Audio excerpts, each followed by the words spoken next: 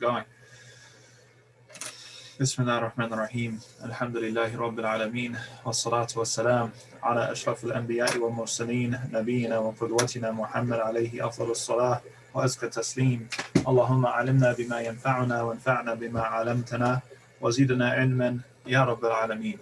Assalamu alaikum wa rahmatullahi wa barakatuh. Everybody, welcome.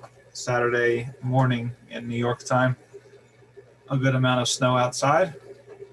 Perfect time to learn Arabic. We have one remaining exercise from the previous lesson talking about prepositions, and we learned 4 prepositions, probably the 4 most common ones.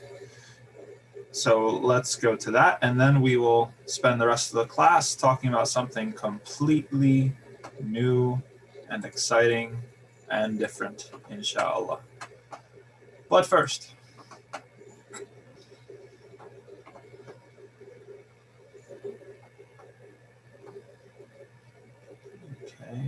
the exercise before this, these were the 4 prepositions that we had learned. Fi, ala, min, and ila. Okay, those are prepositions roughly corresponding to in, on, from, and to, or towards. So the last remaining exercise we have in this chapter is about comprehending context. Okay, we have 5 different sample examples, and you will have to choose the correct preposition given the context to complete the meaning. So I will go down the list of participants, inshallah, starting with someone from the Sheikh family. Could you please do number 1?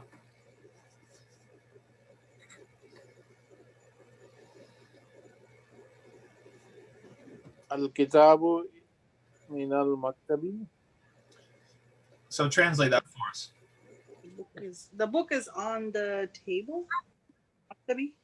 Yes. If you used, I heard you say min. If you said min. No, alal.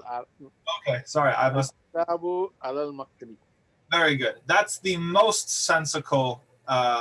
Sometimes there will be situations where more than one could be correct, right? Like, for example, if you said fi, you could imagine a maktab with drawers, and that would be correct. But the most obvious, as they said, al-kitabu ala al-maktabi, the book is on, meaning on top of the desk. Excellent work. Moving right along, number 2, Brother Asim, could you do number 2? الطالب في الفصل. Yes, very good. And translate that for us if you could. The student is in the classroom. Excellent work. Good job. Right, so there might be rare situations. There were some times where in Medina we had standalone classrooms that a student could conceivably be on top of the classroom. But the predominant situation, usually you're going to say الطالب في الفصل is inside of the class. Good. Someone from the Sayyid family, could you do number 3? Inshallah. Go ahead. Oh. ذهب حامد إلى الجامعة. Excellent. Yes. And translate that for us if you could. Hamid went to the university. Fantastic. 100%. You got it. Yep. Hamid went to the university, and ila is the most appropriate preposition to use. Very good. Let's see. Sister Masarrat, could you please do number 4? خرج المدير من المدرسة.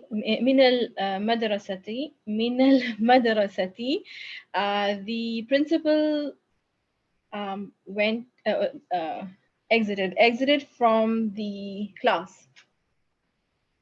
Yes, except one just small thing with translation. Al-madrasati usually refers to the entire school, right? So, but yes, completely correct. Well read. The suitable preposition, خرج المدير min, because we have kharaja, as was said, to exit or to leave. And so when you're exiting or leaving, you're moving away from something.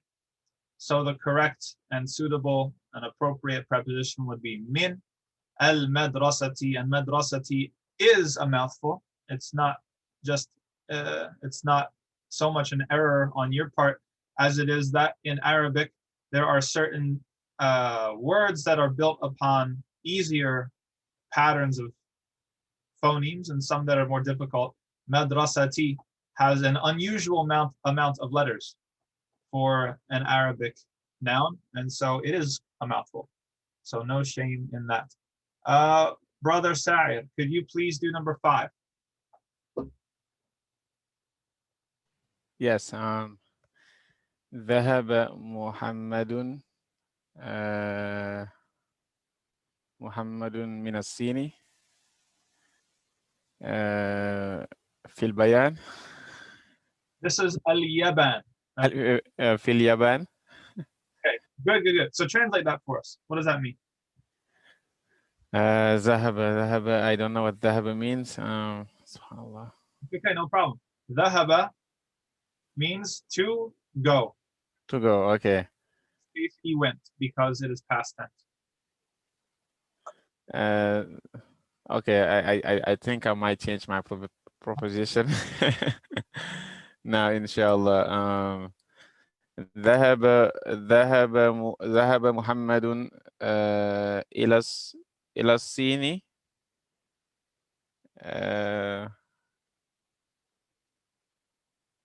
What's the rest? في اليابان. Good job. So dhahaba means he left, or he went, sorry, not leave, to go. Muhammad. Now we have an interesting thing. We have seen, and what is seen? I was thinking that's the country China, no? Yes. What's al-yaban? I don't know.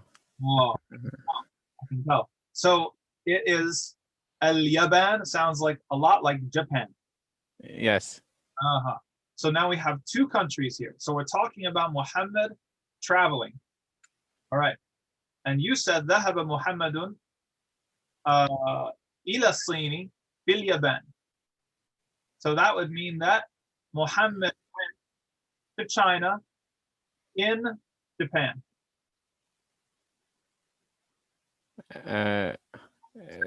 ذهب محمد إلى الصين واليابان. Wait, but that's not an option. Okay, if we're talking about travel, we're usually talking about someone went from some place to another place, right? Yes. Oh, okay. I think ذهب محمد إلى الصين من اليابان. Yes, that is correct. Or flip it if we wanted to. So he said ذهب محمد إلى الصين من اليابان. Okay, so in that sentence, it's correct. Muhammad went to China from Japan. So we have a sense of where he left and where he went. In the way that because we normally say from first and then to second, the way that Brother Sa'ir structured the sentence gives a little bit more emphasis upon where he was going. It would also be correct to flip the prepositions to say ذهب محمد من الصين, from China, إلى اليابان, from China to Japan. But both of those are completely correct. Good work. And everybody read completely correctly. You guys are 100% fantastic at making sure that the words have the correct endings. Everybody put the kasra at the end of the noun after the preposition. And all we have here is a little word bank for those of you who could use a little brush up on the vocabulary. We had al-madrasatu, which is the school. Yes, as-suq. Where is as-suq? It's not, oh, down here is the market, correct? Al-faslu, the classroom. Al-hammamu, which was the bathroom. Al-mirhabu, which is specifically the toilet in the bathroom. Al-matbakhu, the kitchen. Al-ghurfatu, the room. Al-jami'atu, the university. As-suqu, the market, or these days the mall as well. Al-yabanu, Japan. As-sinu, China. Al-hindu, India. Al-filippinu, the Philippines. Al-mudiru, the principal. And finally, our nice and easy two verbs that we are training wheels. Dhahaba, he went. Kharaja, he left. Does anybody have any questions about vocab or prepositions or anything that we've covered so far before we move on to something new and different?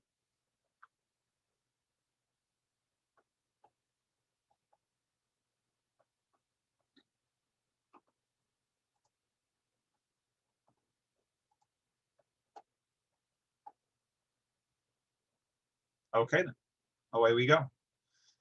We have reached lesson 5. Congratulations. We're on page 28 out of this 251 page book. We're moving along at a nice clip. We're going to take turns reading the exercise, but first I'm going to introduce you to the concept of what we're going to be talking about and what we're going to be demonstrating in this conversation. Let me bring up the slides. Okay. This class, and please let me know in the chat if something's not coming up, because I noticed that when I demonstrate the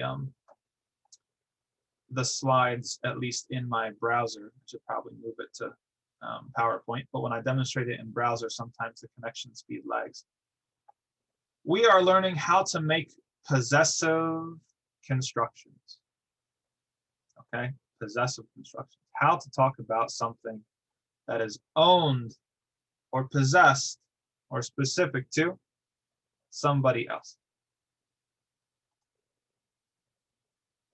In English, how do we make the possessive construction? 2 ways. Normally, we use an apostrophe. Okay, we say that that is Abdullah's book, that is yesterday's newspaper, the Queen's English, right? We say. But we also have another way to communicate that something is possessed by something or someone else. And that is using the word of. The Prophet of Allah, a friend of mine, the Duchess of York, and so on and so forth. So we have these 2 ways in English of communicating when something or someone belongs to someone or something else. And notice that with the English, with these 2 different ways in English, the order is flipped. Okay? If I say, for example, I say Abdullah's book, who's the one who owns and who is the one who is owned? Abdullah is the owner and the book is the thing that is owned. Okay? But if I move to the example of the Prophet of Allah, the order is the reverse. The thing or person that is owned or possessed comes first, and the one that is possessing or in possession comes second. If we go now to Arabic, how do we communicate possession in Arabic? We do not use anything like the apostrophe construction. Does not exist in Arabic. However, the only tool we have at our disposal is very, very, very similar to this second construction in English where we use of. For all intents and purposes, it is identical. That means that it's going to have the same order. The noun that is possessed comes first, and the noun that is possessing it comes second. Let's see. Recall that I had said before that we use the genitive case to talk about three things, all of which have to do with relationships between nouns. What's the genitive case? It's majroor. It's having something with a kasra under it. The first thing we said was relationships of place, right? Ala, ila, or relationships of time. Min can be place or it can be time. We haven't seen any examples yet, but we will get there. Finally, the last thing that we use the genitive case for, the case of majroor that is represented by a kasra, is by talking about possession. Okay, so that's the relationship or the continuity between this lesson and what we have done before. So we're still going to be talking about things that get a kasra at the end of them. Okay, we did that, we did that. Now, let's look at an example that's familiar to everybody in Arabic. Okay, here is our example of the possessive construction in Arabic. Kitabu Allahi. Okay, Kitabullahi. That is our example that we're going to go back to for everything. The book of Allah. Notice how it's in the same order as this literal translation. The first noun is the one that's possessed. The second noun is the one that is doing the possessing. Okay? Kitabullahi. But as we can notice already, there's a couple of things that are going on here that are extra things compared to the English. In the English, you simply have to worry about the word order. We have to worry about what is the proper noun, haraka, at the end of the word. Is it going to be a dhamma? Is it going to be a kasra? Is it going to be a fatha? If you're looking for the terminology of possessed and possessor in Arabic grammar, we use mudaf.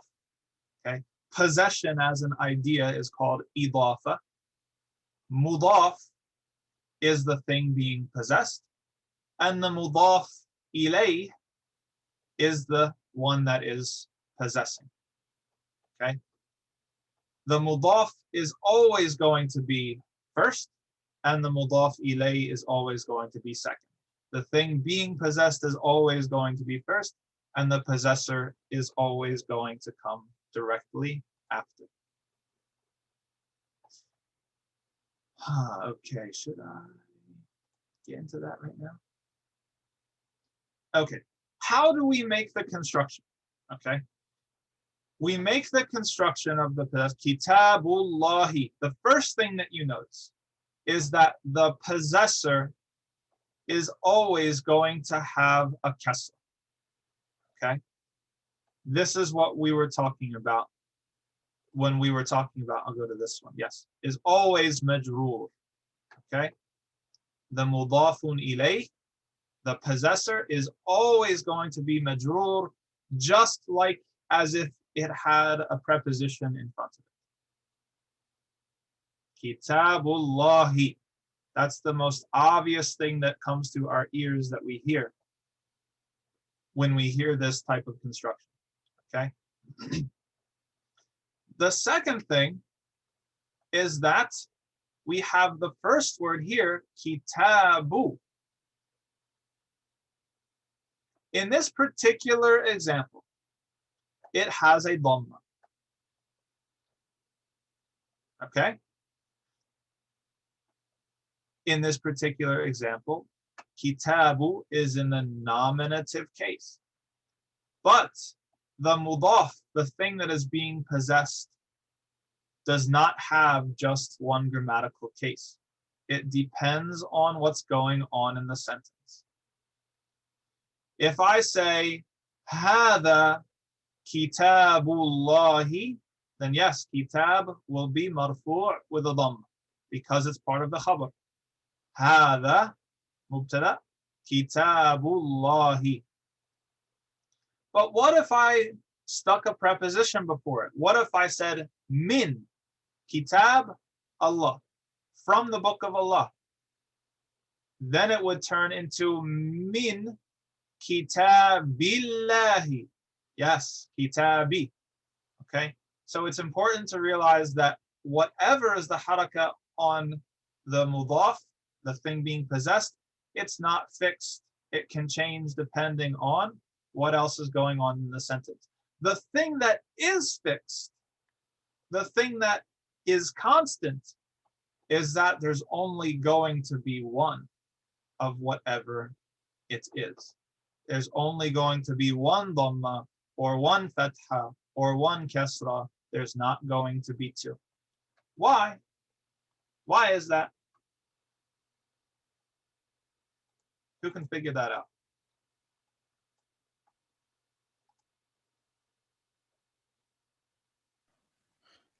I believe because that's how you know whether it's definite or indefinite. Fantastic. And also, we had another participant raise their hand. And I'm guessing it was going to be a similar answer. No, because it's a like we know the book because it's his book, or I mean, so it's specific. It's definite. Yes, very good. So same answer. Because it's ma'rifah, it is definite. This noun is definite. If we go back to what does it mean that a noun is definite? It means that the one that you're talking about, it's a specific one. You're not talking about the entire class of that noun. You're not talking about any example of that noun. You're talking about one specific thing. It has a specific identity. Way back when we started our class, we learned that we can communicate that a noun is definite by having alif lam in front of it, right? Kitabun meant a book, any book. Al-kitabu means the book, right? And so that's the difference between indefinite and definite. Well, guess what? There's another way to make something definite, and that is by possession. If I say Kitabullahi, Allah's book, can we say that that book is indefinite? We don't know which book Allah is talking about? No, we know exactly which book Allah is talking about. I say Rasulullahi, the prophet or the messenger of Allah, it's no longer Rasulun. It's no longer indefinite. I don't know which one. Rasulullahi, the messenger of Allah. The one that we're talking about is now Baytullahi. Yes, we can just think of all examples with Allah as the possessor, the mudafun ilayh, and we can think of a lot. And so the first part, the thing being possessed, the mudaf, is ma'rifah. It is definite, and so it cannot ever take a tanween. It will never be kitabun, kitabin, kitaban. Nope, nope, nope. It always has to be definite. So we see now how to make the construction. We take a noun, kitabun. We drop the tanween from that noun, and then we put the person or thing that possesses that noun directly after, and it will have a kasra. Kitabullahi, Baytullahi, fi dinillahi. If you're looking for an example from the Quran, وَرَأَيْتَ النَّاسَ يَدْخُلُونَ فِي دِينِ اللَّهِ أَفْوَاجًا. Fi means in. Deenullahi is what it normally would be, but because it comes after fi, it has to be fi dinillahi. Dinillah, the path or the religion of Allah subhanahu wa ta'ala. So that's your introduction. Let's get into the text and we'll see it in action. And then we'll plug up any misunderstandings if we have to. So I will, let's see, let's go with 2 people from the Sheikh family to read our exercise. We need 1 Sa'id and 1 Yasir.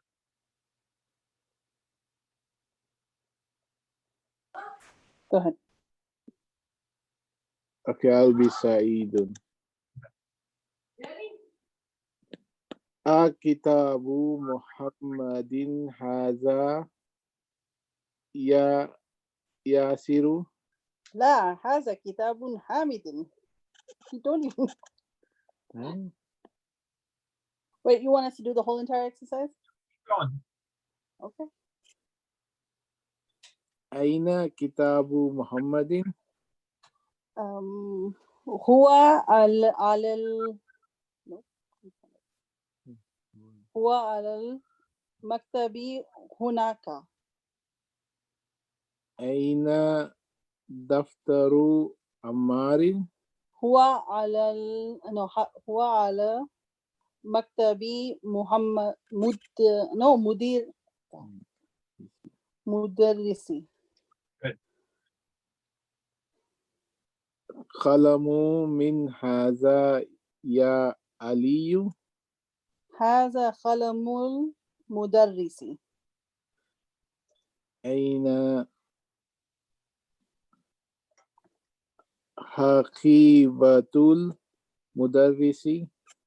هي تحت المكتب. People need names. Great job. Excellent work. And I love how, even though we might not understand everything that's going on, all the reading was fantastic. So let's address some vocab that might be unfamiliar to you. So we have tahta. I'm going to start from the end here. Tahta means under. Okay, it's a preposition of place. It means under. So which is why the word that's coming after it is majroor. Tahta al-maktabi, under the desk. Haqiba. Haqiba is a bag. It can be a purse, but it also could just be a bag that isn't specific to any gender. Okay, qalam, you guys know what qalam is. I believe we learned that early on. Ya is what's called a harf nidaa. Okay, it's basically something to get someone's attention. So in older English, we would say, "Oh Ali." In modern day English, we would say, "Hey." Right? It's something to get someone's attention. So this is all over the Quran. Ya ayyuhal kafirun. Right? Hey, oh you deniers of faith. So it's used to address someone and get someone's attention. And it has specific grammatical rules. If you're really sharp, you will have noticed some things in this conversation, but we'll get into that after the main point, which is getting down the possessive construction. Notice how they brought an example like I gave you, fi dinillah, huwa ala maktabil mudarrisi. So this is the first preposition that has a haraka on the last letter. Are we talking about tahta? Yes, that is correct. Tahta is still mabni, okay? It's not ever going to be tahti, but it is, yes, good. Ila, ala, min, fi, all have a sukoon at the end. That's a good point. Even though they're all mabniyun, they're not declinable, they don't change their forms. All of those previous prepositions that we had learned had been mabniyun ala sukoon, meaning that they're fixed with a sukoon. Well, tahta is fixed with a fatha.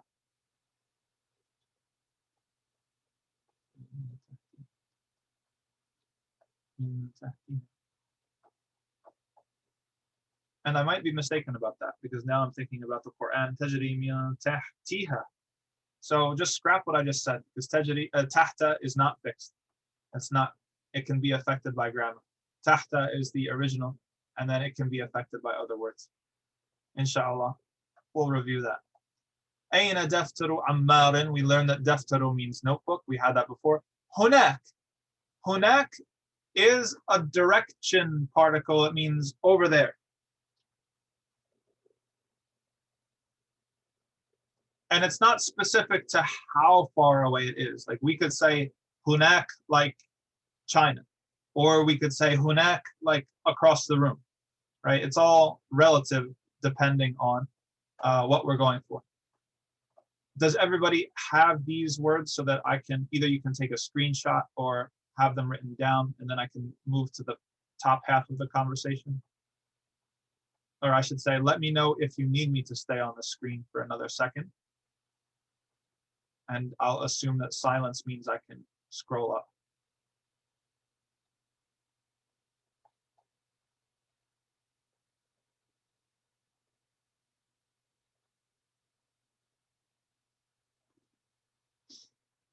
What kind of word is hunak?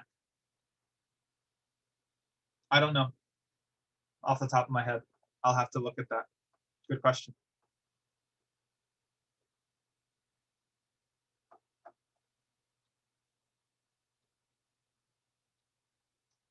Okay, so clear the drawings. Let's see, was there anything in the first part?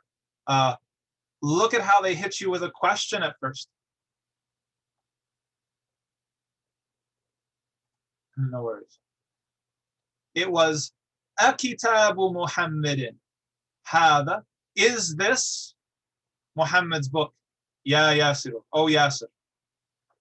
لا هذا كتاب محمد أين كتاب محمد هو على هناك. Okay, that covers everything. So that should be all of the parts of all of the vocab. The Sayyid family. You're up. One person being Sa'id, one person being Yasir.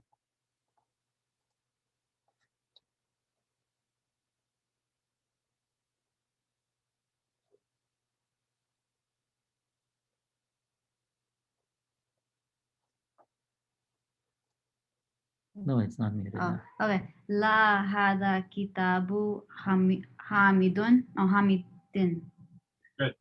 أين كتاب محمد؟ هو على المكتب هناك. أين دفتر أمار؟ هو على مكتب المدرس. قلم من هذا يا علي؟ هذا قلم المدرس. أين حقيبة المدرس؟ هي تحت المكتب. Excellent work. Good job. You're clear on all of that stuff. You pronounced everything very well. Let's go to Brother Asim, B. Sa'id, and Brother Sa'id, B. Yasir. Okay. كتاب محمد هذا يا ياسر؟ لا هذا كتاب حامد. أين كتاب محمد؟ هو على المكتب هناك. أين دفتر عمار؟ هو على المكتب المدرس. قلم من هذا يا علي؟ هذا قلم المدرس. أين حقيبة المدرس؟ هي تحت المكتب. Fantastic work, gentlemen. Excellent work. So there's two things everybody I now should know that you have to look out for. Two of the temptations when you're reading these sorts of possessive constructions compared to what you learned before. The first tricky thing is to remember to drop the alif lam, right? We really want to say, because we're used to the sentences we learned, huwa ala al-maktabi. And now that we know there's a word after al-maktabi, we want to just tack it on. Huwa ala al-maktabi al-mudarrisi. But that's incorrect because I have an alif lam on my maktabi. And so that changes the meaning entirely. We will soon see what that means. Basically, al-maktabi al-mudarrisi is a noun and an adjective instead of a possessive construction. So the first tricky thing to train your tongue with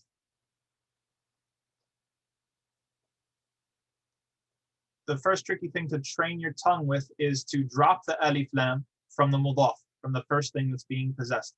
The second tricky thing is to connect the two words, right? And that's something that comes later, because I understand when you're first starting to read, you're like maktabi al-mudarrisi. But the goal eventually is to be able to string them nice and smooth together. So you're saying maktabil mudarrisi, qalamul mudarrisi, haqibatul mudarrisi. Very good. Question: why does lam have no haraka in qalam?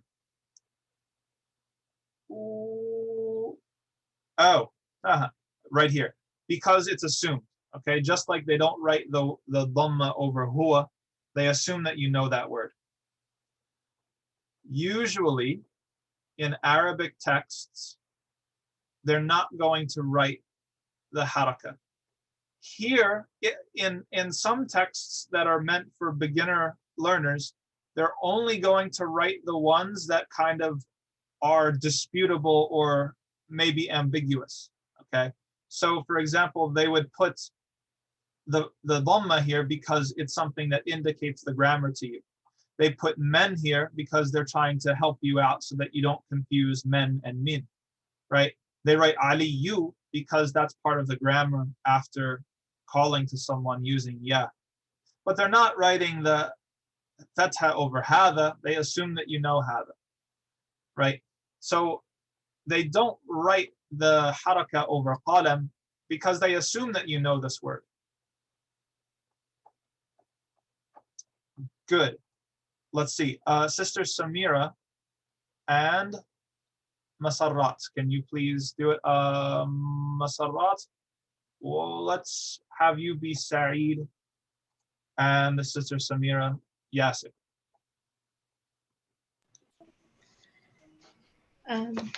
Sure. أكتاب محمد هذا يا ياسر؟ لا، هذا كتاب حامد. أين كتاب محمد؟ هو على المكتب هناك. أين دفتر عمار؟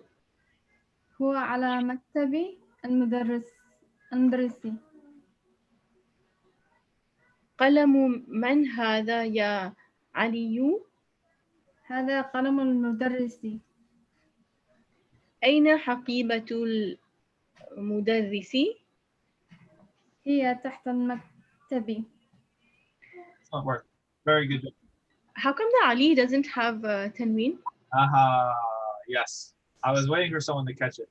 So this is part of the grammar of harf nidaa. Yeah. Okay. So notice how right here Aliyun has a tanween. And here Ya Aliyu does not have a tanween. This is part of the grammatical construction of using ya. The word after it loses its tanween. Okay. We will come to it probably next lesson or the lesson after, just to teach it formally. I didn't want to give everybody too much because the main point with this lesson is the possessive construction, far more important than getting down the ya.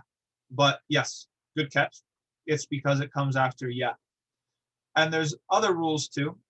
If, for example, the thing that you are calling out to is not simply one name but two names, right? But we'll get to that as well. Okay, so we have two people left. Brother Tamim, can you be Saeed? Mir, are you able to participate today? I'm still actually catching up.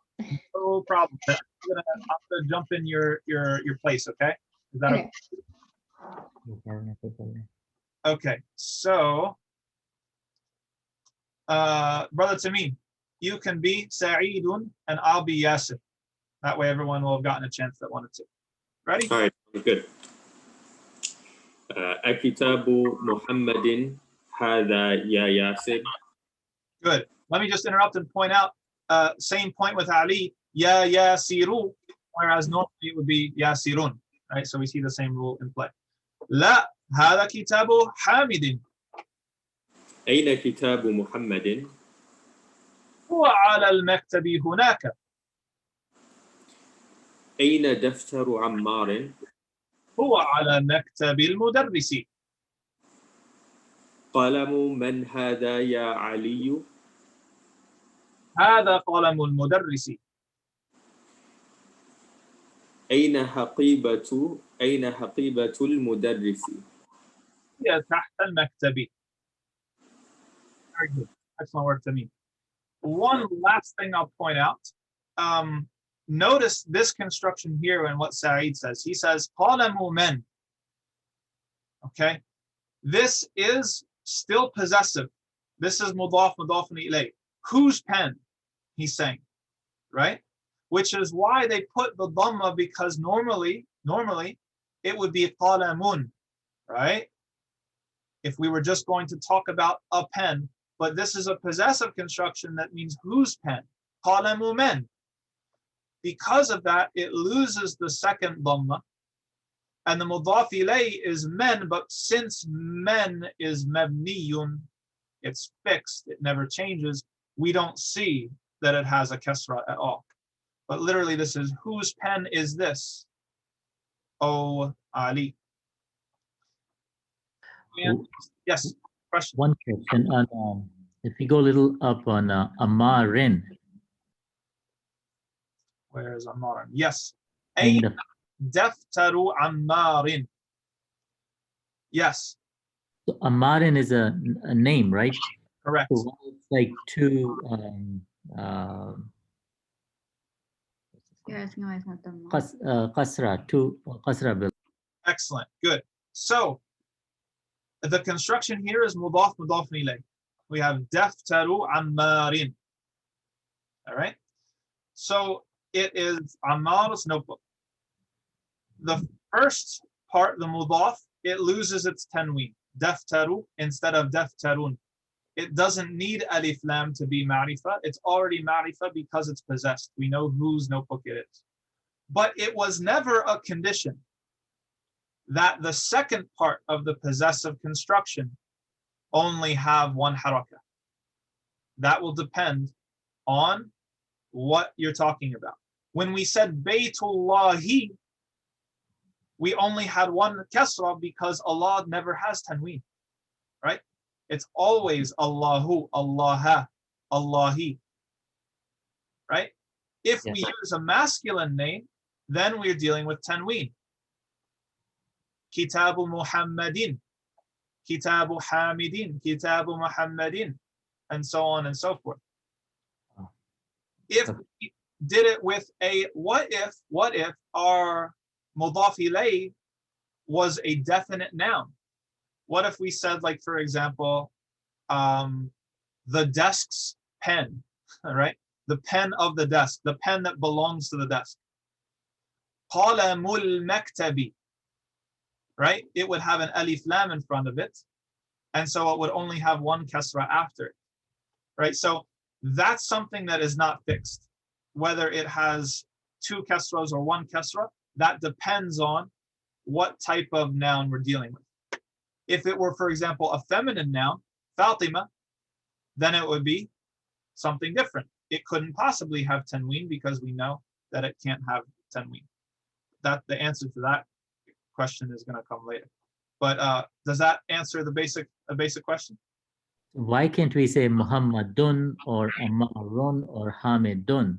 Good, because it's part of the possessive construction.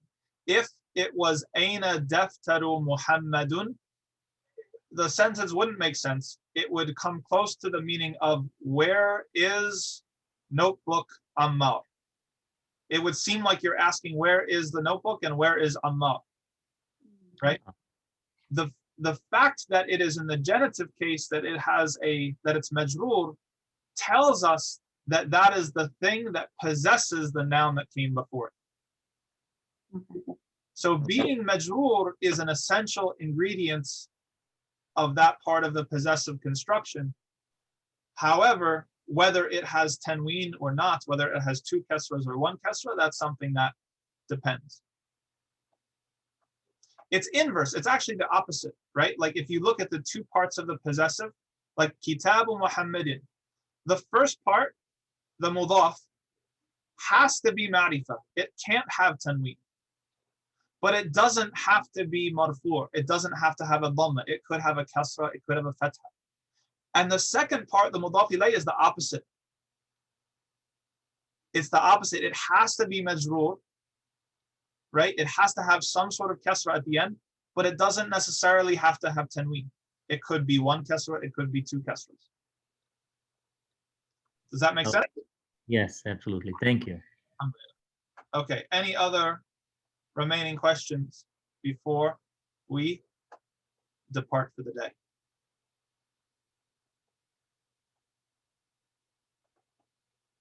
Everybody did a fantastic job. Try to read over until next class, Wednesday. Just read over the conversation again. The next exercise that we do is going to be reading comprehension from this exercise. Where is Muhammad's book? Where is Ammar's book? And so on and so forth. And then we're going to have a lot of really good basic practice making possessive constructions between two nouns, both with, like this example here, with a tanween, and other examples with alif, a noun with alif lam. So it'll become more comfortable upon our tongue, inshallah. Okay, great job, everybody, as usual. And I will see you next time, inshallah. Assalamu alaikum wa rahmatullahi wa barakatuh.